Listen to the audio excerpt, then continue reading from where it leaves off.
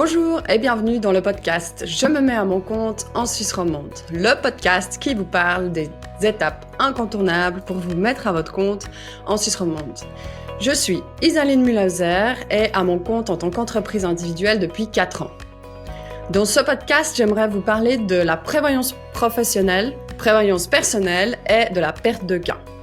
Donc, les choses qui sont importantes, c'est que au moment où vous allez quitter l'entreprise qui vous emploie, elle va vous demander, la caisse de pension de l'entreprise qui vous emploie va vous demander ce que vous voulez faire de votre deuxième pilier. Si vous ne prenez aucune décision, votre deuxième pilier, c'est-à-dire tout ce que vous avez cotisé depuis que vous êtes salarié pour votre deuxième pilier, va être transféré dans un compte qui va être un compte bloqué, auquel ensuite vous pouvez plus vraiment changer d'avis et vous dire non, en fait, mon deuxième pilier, j'aimerais le mettre sur un autre compte qui rapporte plus. Si vous prenez aucune décision par défaut, la caisse de pension de votre dernière entreprise ne va pas garder le montant de votre deuxième pilier, mais elle va le transférer sur un compte de libre passage où cet argent, il va être bloqué. Et l'ennui, c'est que si cet argent, il est bloqué, finalement, il va, en quelque sorte, diminuer de valeur parce que ce que vous avez gagné à un instant T, dans 40 ans, ça vaudra probablement beaucoup moins d'argent que ce que vous avez gagné à un instant T. Donc, c'est tout à fait dans votre intérêt de savoir ce que vous voulez faire avec votre deuxième pilier et de le placer dans un endroit où potentiellement votre argent il peut fructifier. Et je pense que c'est une question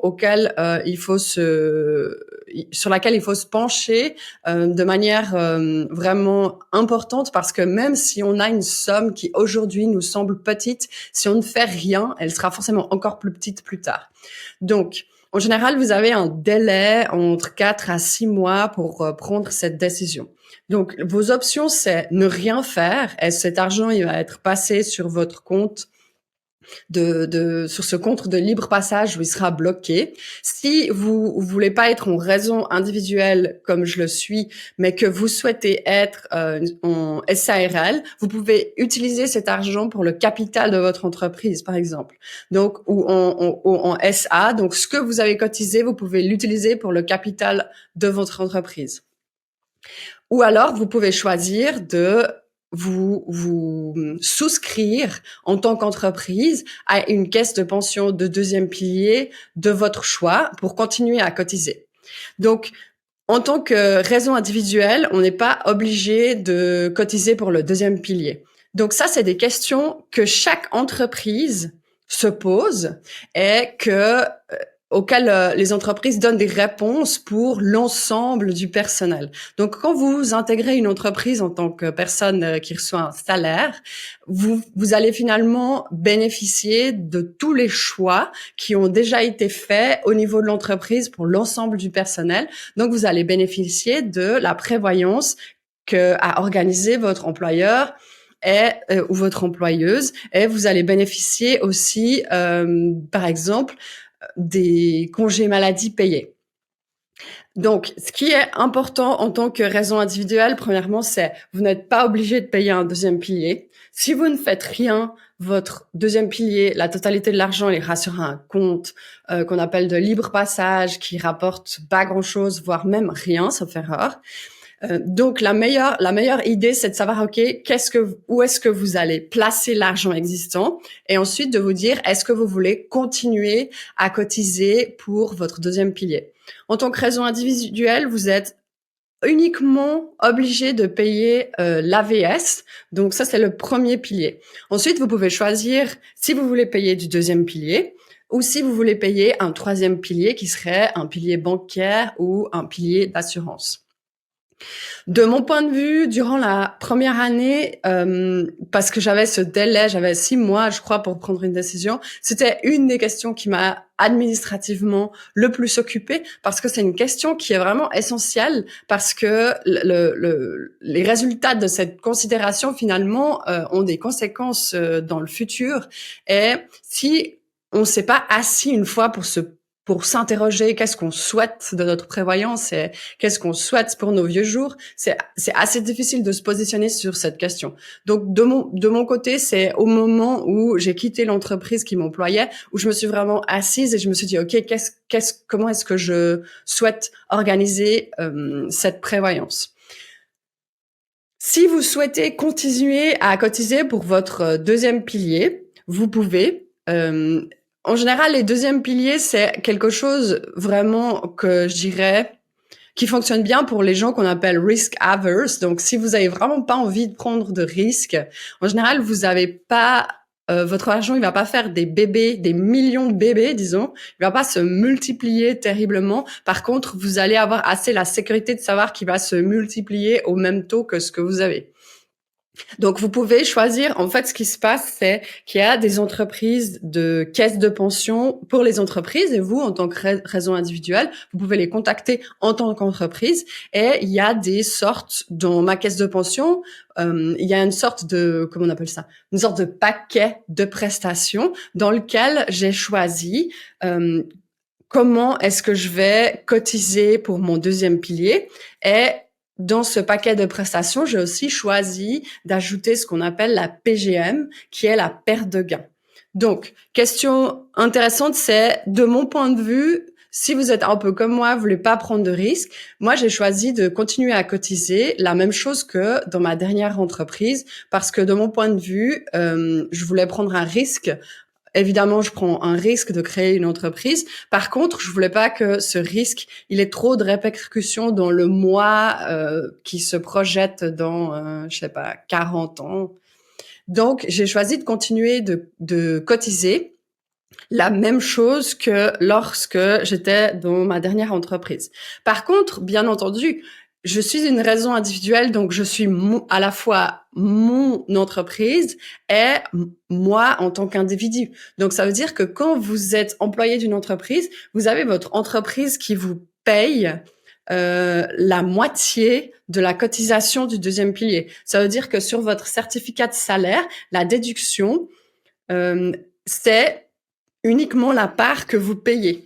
Tandis que quand vous êtes une entreprise individuelle, vous allez payer la part complète. Vous payez en fait la part employeur-employeuse et la part individu.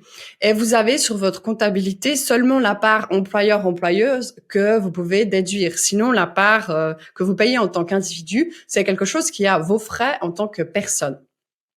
Donc, c'est ce que vous payez à votre deuxième pilier, c'est seulement à moitié déductible de vos revenus. Ensuite, il y a une chose très importante qui va souvent qui est proposée avec cette question de prévoyance deuxième, troisième pilier, c'est la PGM. Donc, la PGM, c'est la perte de gain. C'est est-ce que vous allez recevoir de l'argent quand vous êtes malade? Et si vous voulez de l'argent le premier jour de votre maladie, ça va vous coûter plus cher que si vous voulez recevoir de l'argent le 31e jour de votre congé maladie, par exemple. Il faut savoir que chaque entreprise a pris cette décision. Donc ça, c'est quelque chose, par exemple, qu'on se rend pas du tout compte. C'est quand on prend un jour de maladie, l'entreprise qui nous emploie, elle nous paye, et soit elle nous paye, c'est à ses frais, qu'elle nous paye le jour où on n'est pas là, soit elle a souscrit à une assurance qui va nous payer, par exemple, le premier jour du deuxième mois d'un congé maladie prolongé. Donc, de mon point de vue, c'est évidemment un calcul assez difficile parce que de nouveau, on doit un peu se dire, OK, si je me casse une jambe, qu'est-ce que je fais? Quel va être mon revenu? Combien de temps je peux vivre? Et la perte de gain, par exemple, il y a des forfaits assez classiques où on reçoit 80% de son salaire le premier jour du 3e mois d'une maladie. Ça veut dire que malheureusement, si on est touché par un grave accident ou une maladie longue durée, on va quand même recevoir une partie, 80% de son salaire. Donc, le deuxième pilier, la perte de gain, on annonce. Ça fonctionne pas comme l'AVS parce que l'AVS, c'est a posteriori, on va payer un pourcentage sur notre revenu. Donc, ça veut dire qu'une fois qu'on conclut notre déclaration d'impôt, on envoie nos résultats d'affaires à notre caisse de pension, notre caisse AVS. Et la caisse AVS, elle va nous demander de l'argent en plus si on n'a pas payé suffisamment pendant nos acomptes durant l'année, ou nous donner de l'argent, nous rendre de l'argent si par exemple on a fait plus, on avait prévu plus d'argent mais en fait on a gagné moins. Donc imaginez que l'AVS, c'est un petit peu comme les impôts, on paye des acomptes en cours d'année et puis ensuite c'est réajusté par rapport à notre chiffre d'affaires.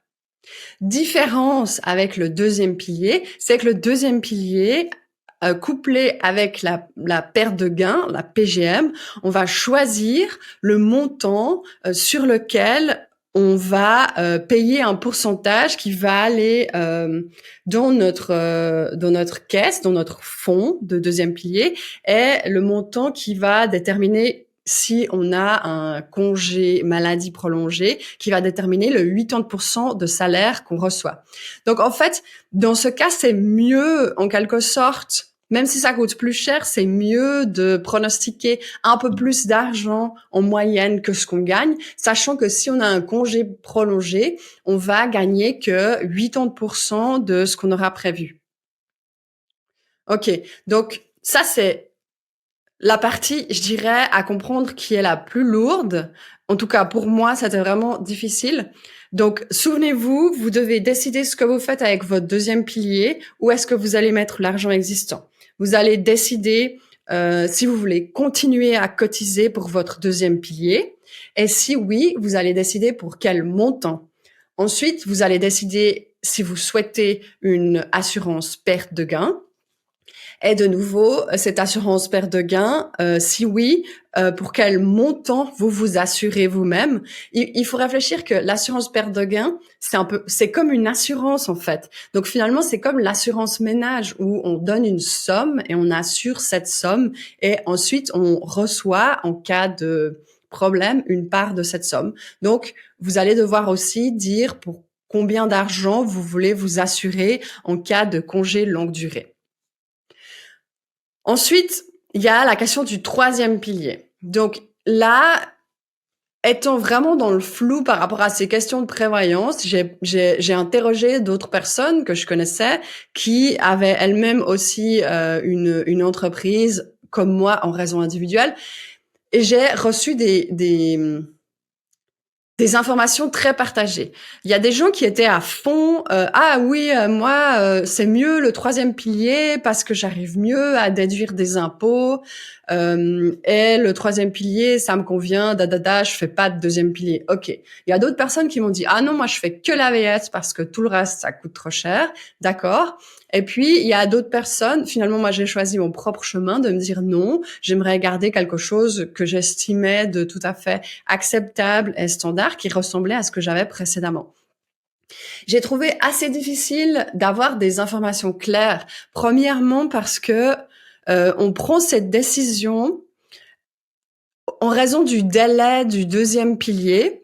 J'ai dû prendre cette décision avant d'avoir réalisé une année civile complète de chiffre d'affaires. Donc, ça veut dire que j'avais pas encore de données vraiment très complètes sur comment ça allait se passer dans ma vie d'indépendante d'un point de vue totalement chiffré. Donc, j'ai pas de data, un peu de données chiffrées qui me permettent de prévoir justement à quoi est-ce que ça va ressembler. Et ensuite, étant donné que j'ai dû prendre cette décision en raison de ce délai de 6 mois du deuxième pilier, aussi avant d'avoir rempli ma déclaration d'impôt pour la première fois en tant que raison individuelle. Donc ça veut dire que j'avais de nouveau pas de données qui me permettaient vraiment de savoir, ok, si je remplis mon Votax, j'ai pas fait mes tests sur Votax pour vraiment savoir à quel point c'était intéressant ou pas. Aussi, ce qui se passe, c'est que ce que j'ai trouvé un petit peu désagréable, c'est qu'au moment où on pense souscrire à un troisième pilier, c'est assez difficile parce que souvent, c'est des gens qui font du courtage en assurance et finalement prétendent donner des informations transparentes, mais les informations, elles sont pas si transparentes. Parce qu'en fait, sur un deuxième pilier, quelqu'un qui fait du courtage en assurance, courtier ou courtière en assurance, sur un deuxième pilier, cette personne, elle ne gagne rien. Par contre, sur un troisième pilier bancaire ou d'assurance, cette personne, elle va être rémunérée par la banque ou l'assurance qui lui demande d'amener du travail. Donc finalement, j'ai trouvé que les informations que je recevais de la part de ces personnes, elles étaient biaisées et je me sentais pas en confiance pour totalement avoir ces discussions.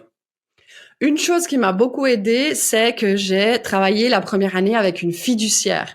Cette fiduciaire, je lui ai payé son temps de travail, ce qui signifie qu'elle n'avait pas d'intérêt à m'orienter plus vers un deuxième pilier ou un troisième pilier. Finalement, elle m'a plus aidée à me évaluer les pour et les contre de cette situation de manière assez factuelle et transparente, sans vraiment me pousser absolument à prendre un troisième pilier sur une assurance qui peut-être me convient pas.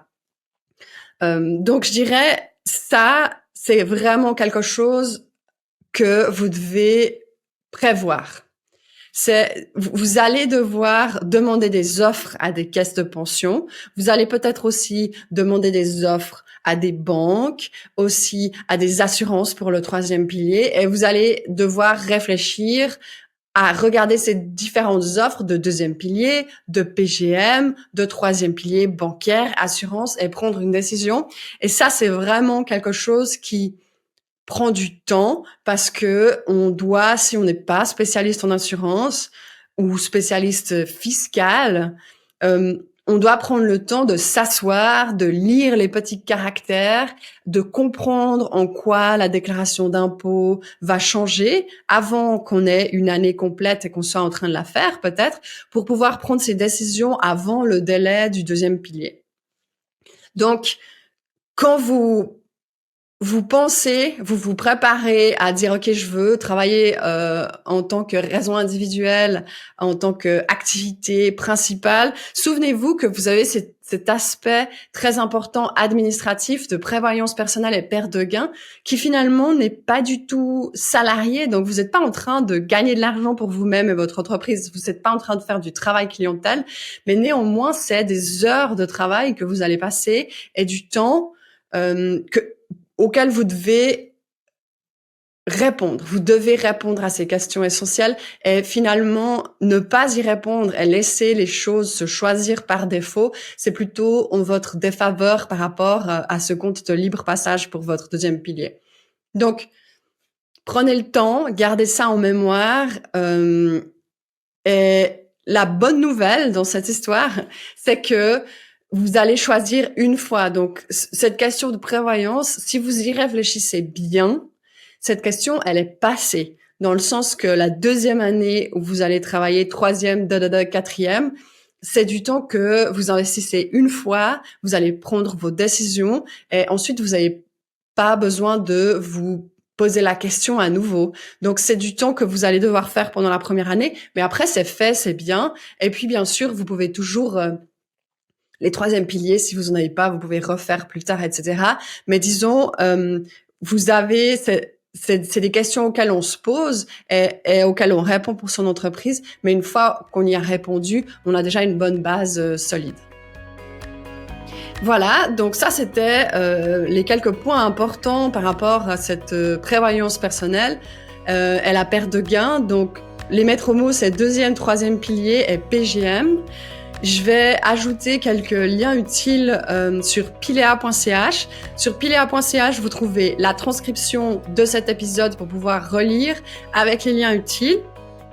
Je vous souhaite d'excellentes réflexions et beaucoup de succès et je me réjouis de vous voir dans le prochain épisode.